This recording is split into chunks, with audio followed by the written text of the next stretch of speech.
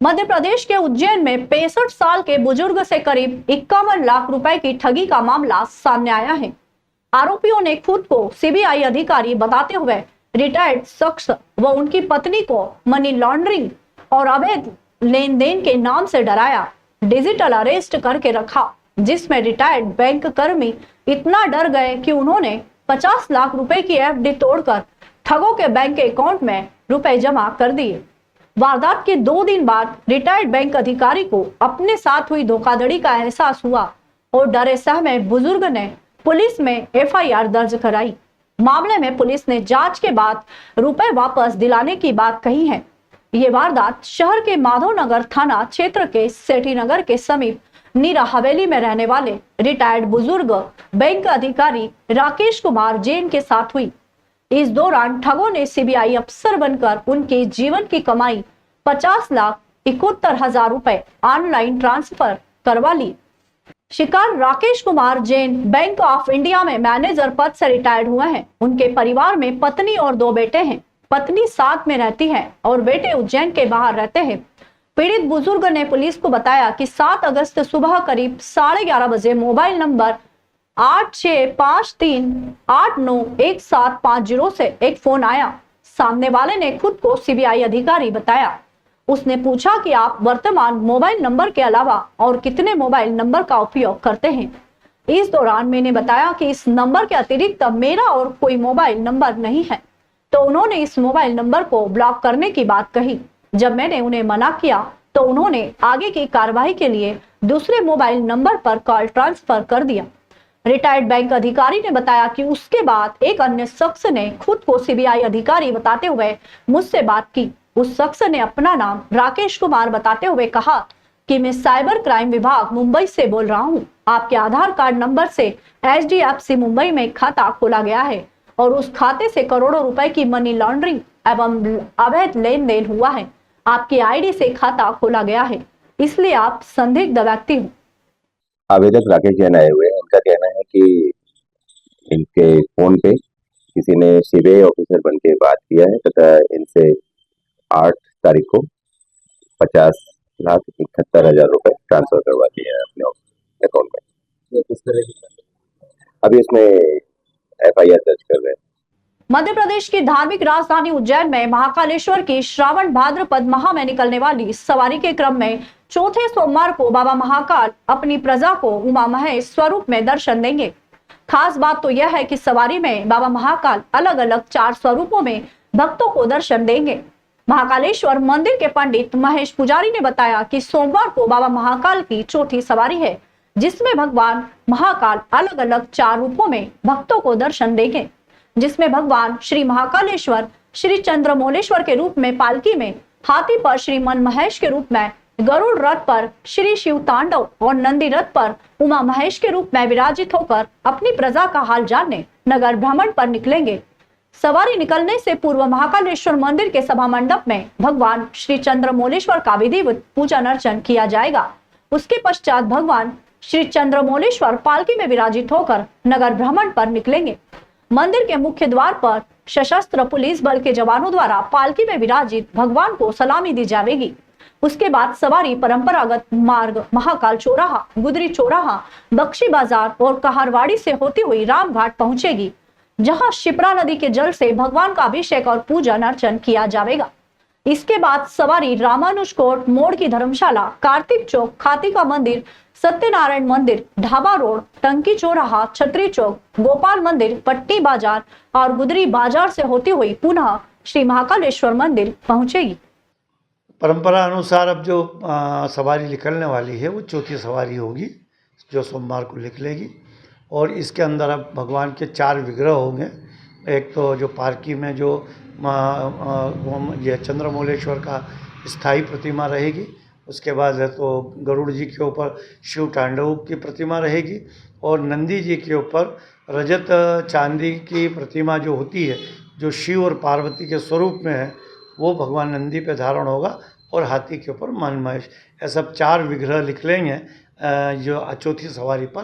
तो ये सवारी का जो महत्व है, ऐसे एक विग्रह बढ़ते जाएंगे सवारी में।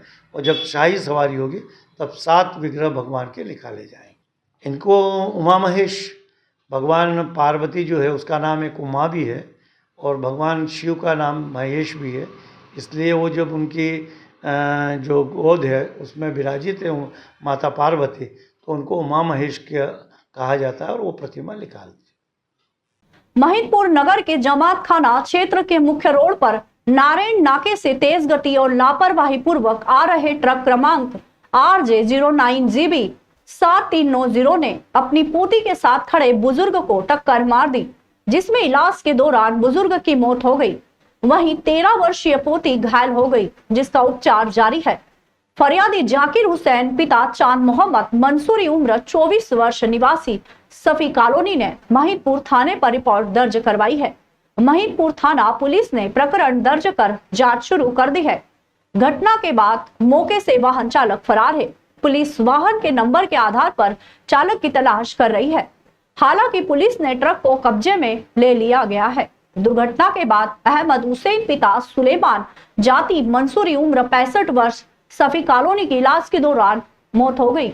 वहीं उनकी पोती शहरीज पिता एजाज अहमद मंसूरी उम्र 13 वर्ष घायल है, जिसका उपचार जारी है। मृतक अहमद हुसैन है जो अपनी नाती को लेकर जमात खाने पर मोटरसाइकिल पर खड़ा हुआ था। इसी के दौरान नारायण चौराहे तरफ से एक ट्रक का चालक अपने ट्रक को तेजी व लापरवाही से चला कर लाया और उसने मोटरसाइकिल में उसमें टक्कर मार दी, जिससे अहमद हुसैन घायल हो गया और उसकी भी नातन भी घायल हुई है, लेकिन अहमद हुसैन की इलाज के दौरान मृत्यु हुई, जिस पर से फरियादी जाकिर हुसैन की रिपोर्ट पर से थाना पर प्रकरण पंजीबद्ध कर विवेचना में लिया गया।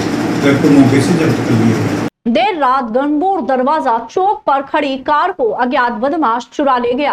कार मालिक जब रिपोर्ट दर्ज कराने थाने पहुंचा तो पुलिस ने कहा कि पहले इसकी तलाश करो, बाद में रिपोर्ट लिखेंगे। कार मालिक ने जब खुद ही सीसीटीवी फुटेज चेक की तो उसमें एक व्यक्ति ऑटो से उतरकर कार का लॉक तोड़कर उसे भगाता हुआ दिखाई दिया। जवाहर गली सिंहपुरी निवासी गोविंद भारती पिता मदन भारती ने बताया कि 6-7 अगस्त की रात उनकी कार गणबोर दरवाजा स्थित चौक पर खड़ी थी, जिसका गेट का ताला तोड़कर कोई अज्ञात बदमाश चुरा ले गया। गोविंद ने बताया कि अगले दिन वह रिपोर्ट दर्ज कराने महाकाल थाने गए, जहां मौजूद पुलिस कर्मियों ने कहा कि पहले अपने स्तर पर कार की तलाश करो। पुलिस ने रजिस्टर में नाम पता तो नोट कर लिया। गोविंद ने खुद ही कार की तलाश शुरू की और गणगौर चौक के आसपास लगे सीसीटीवी फुटेज चेक किए, जिसमें एक ऑटो कार के पास रुकता नजर आया। ऑटो से एक युवक उतरा और कार का लॉक तोड़कर उसके अंदर बैठ गया। इस दौरान ऑटो गंगोर चौक से रामानुजकोट की तरफ चला गया। चंद सेकंड में कार में बैठे युवक ने कार स्टार्ट की और दानी गेट तरफ से छोटे पुल से होते हुए कार्तिक मेला ग्राउंड की तरफ भाग गया। गोविंद ने कहा कि वे थाने पहुंचकर चोरी की रिपोर्ट दर्ज कराएंगे। जनप्रतिनिधियों व अधिकारियों की उपस्थिति में तिरंगा यात्रा निकाली गई। आगामी 15 अगस्त को स्वतंत्रता दिवस का राष्ट्रीय पर्व देश भर में इन आन बान शान से मनाया जाएगा।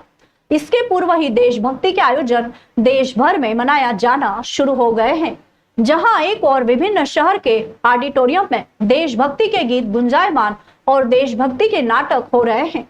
वहीं तिरंगा यात्रा में भव्य पैमाने पर निकाली जा रही है।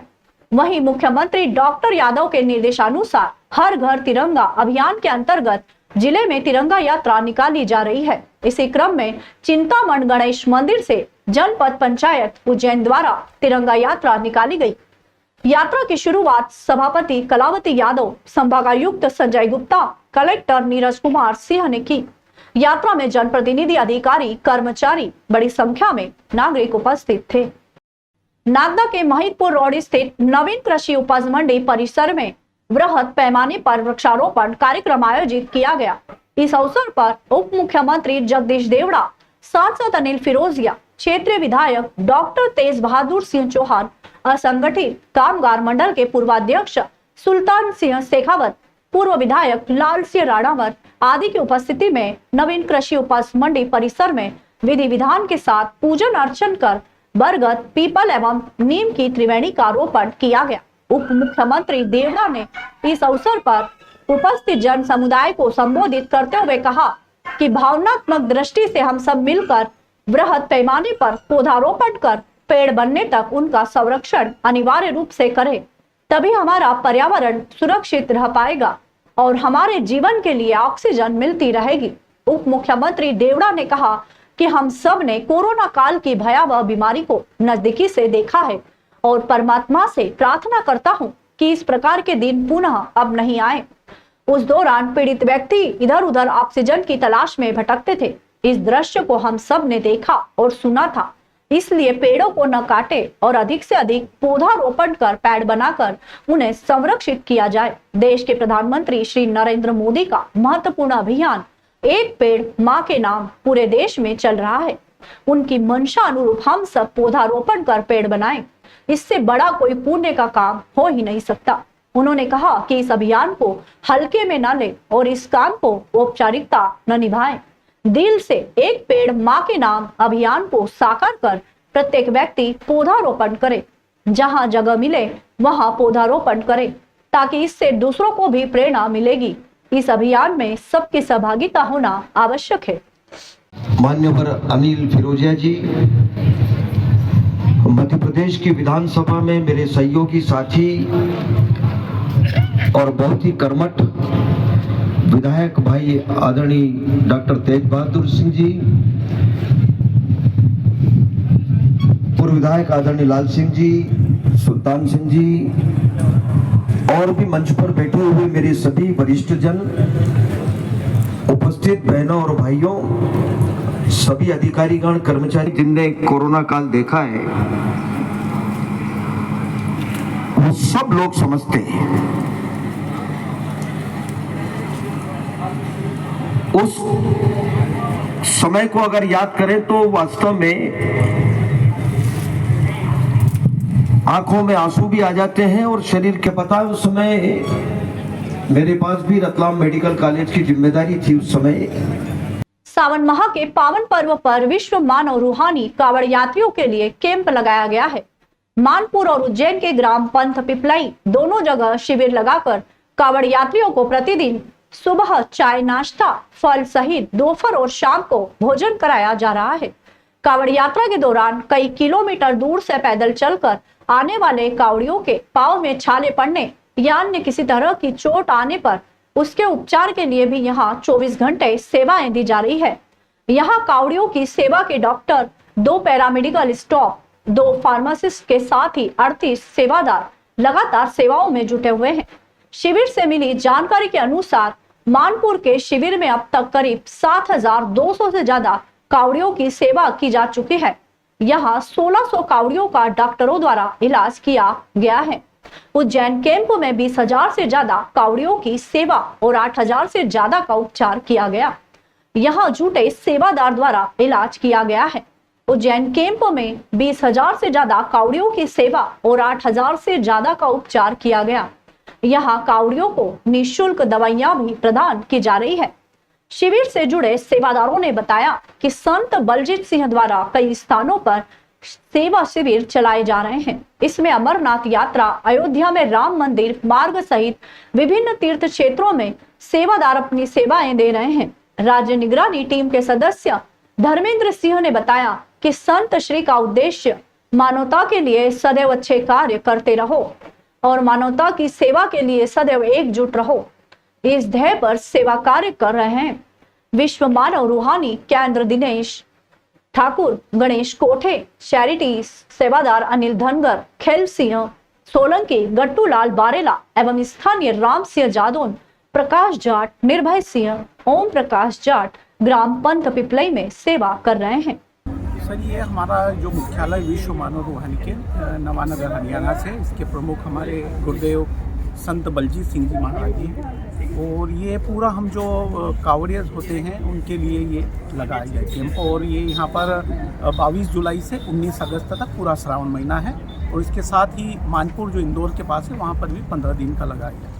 क्या क्या प्रकल्प में लोग आप लोगों की सहायता करते हैं? कावड़ियों की किस तरह से यहाँ पे सुविधाएं दी जाती हैं उनको? सर, हमारे गुरु जी की शिक्षा है कि जो कावड़िए पवित्र जल लेकर महेश्वर, ज्योतिर्लिंग, ओंकारेश्वर से और इंदौर के मंदिरों से लेकर जो शिव जी के आते हैं, तो रास्ते में चलते काफ़ी शारीरिक दिक्कतें हो जाती है, जैसे पैरों में छाले हो जाते, थकान हो जाती सारी, तो उनके लिए हमारे मुख्यालय की ओर से पूरा उनके लिए निःशुल्क चिकित्सा शिविर, आराम की व्यवस्था, भोजन और सब कुछ सुविधा रहती है। कितने सेंटर बनाए गए हैं इसके पूरे देश भर में जो सावन के श्रद्धालु आते हैं? देखा जाए तो पूरे भारतवर्ष में अभी हमारे 57 शिविर चल रहे हैं, जिसमें चंडीगढ़ और हरियाणा हो गया है, आपका उत्तर प्रदेश हो गया है, बिहार, राजस्थान और बैद्यनाथ जी का जो झारखंड है, कुल मिलाकर 57। और इसमें बाबा अमरनाथ जी में भी पिछले सालों से ये हमारा वहाँ पर लगाए जा रहे हैं।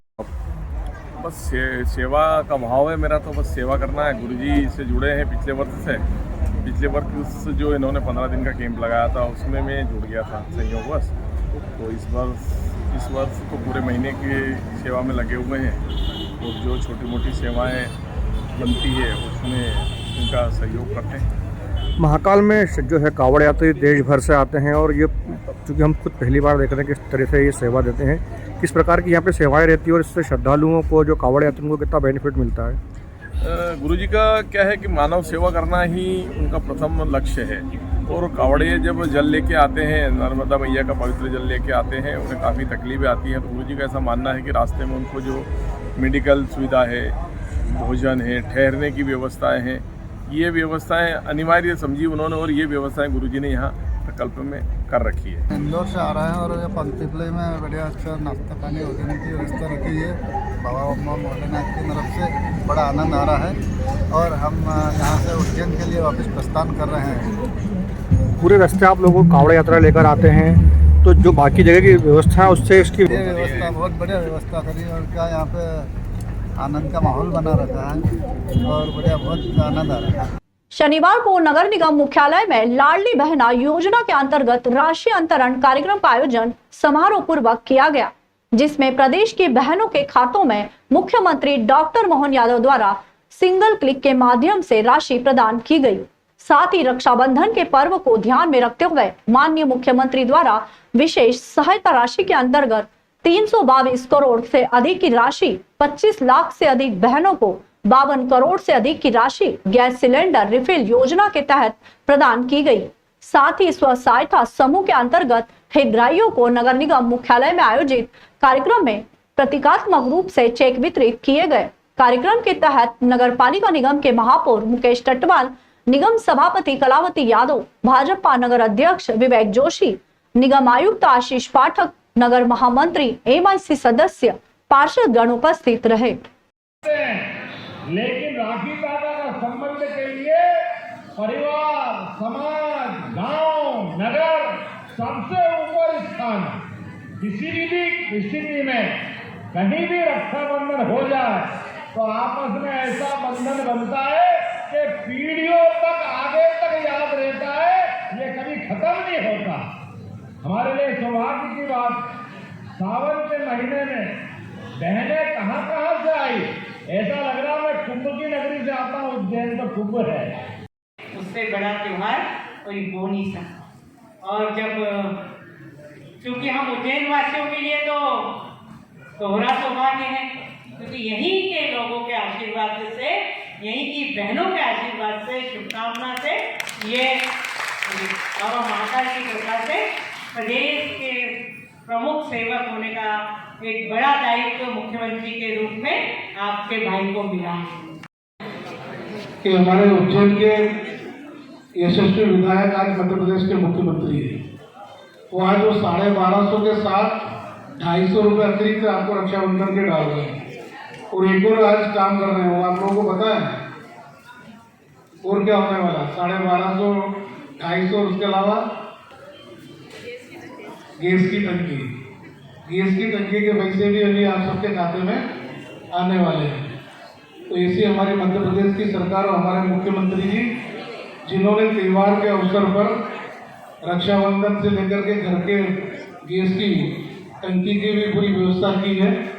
श्री महाकालेश्वर मंदिर प्रबंध समिति द्वारा आयोजित किए जा रहे हैं 19वें अखिल भारतीय श्रावण महोत्सव शिव संभवन की तृतीय संध्या में सुचेता गांगुली कोलकाता का शास्त्रीय गायन, श्रीवल्ली एवं समूह हैदराबाद का मोहिनी अट्टम तथा अनन्या गौड़ उज्जैन के कथक नृत्य की शानदार कथक प्रस्तुतियां दी गई। महोत्सव की प्रथम प्रस्तुति में पोलकोता से पधारी सुचेता गांगुली का शास्त्रीय गायन हुआ।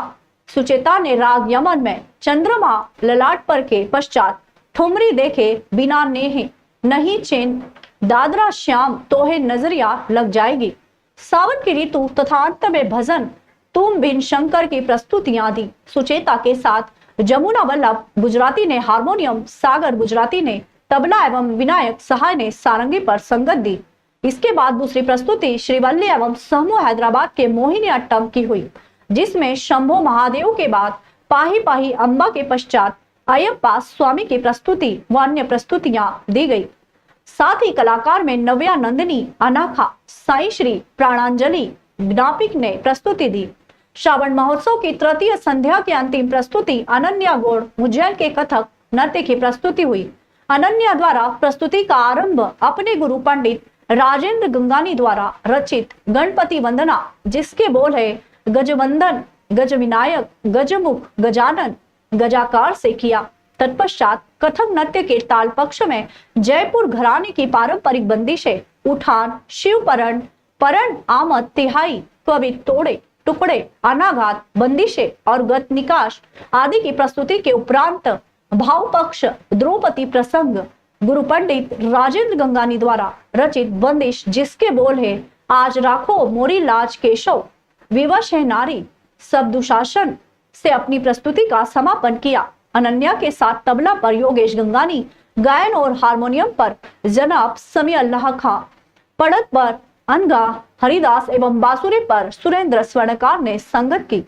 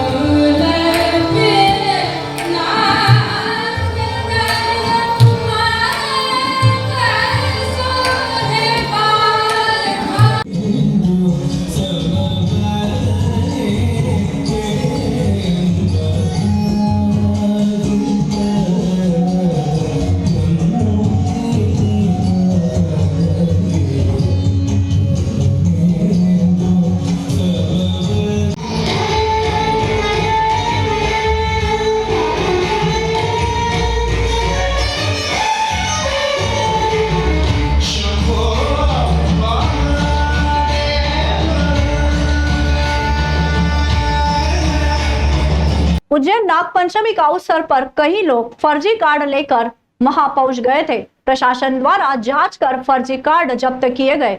विश्व प्रसिद्ध बाबा महाकाल के दरबार में वीआईपी चलन के साथ साथ कार्ड धारक भी आए दिन पहुंच जाते हैं, जिसमें इस बार प्रशासन द्वारा वहां पर कार्रवाई की गई थी।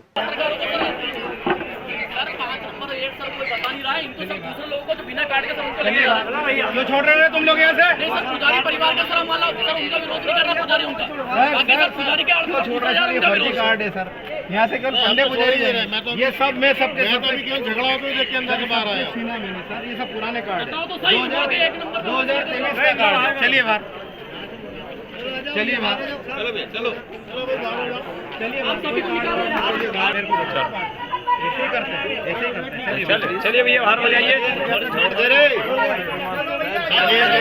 ये बाहर करिए, मदद करिए। चलिए भाई साहब आगे व्यवस्था लग देख रहे हैं, मैं यहाँ पे लगा। नहीं सर मैं आपकी बात समझ रहा हूँ, लेकिन आप देखो विवाद देख के आ गए कि यहाँ विवाद नहीं अच्छा है ना। पुराने कार्ड और स्वयं निर्मित कार्ड लेके आ रहे थे जी, कार्ड की जांच की गई और उनको रोका गया। लगभग कितने कार्ड आपको अभी? लगभग 5 से 6 कार्ड अब तक जब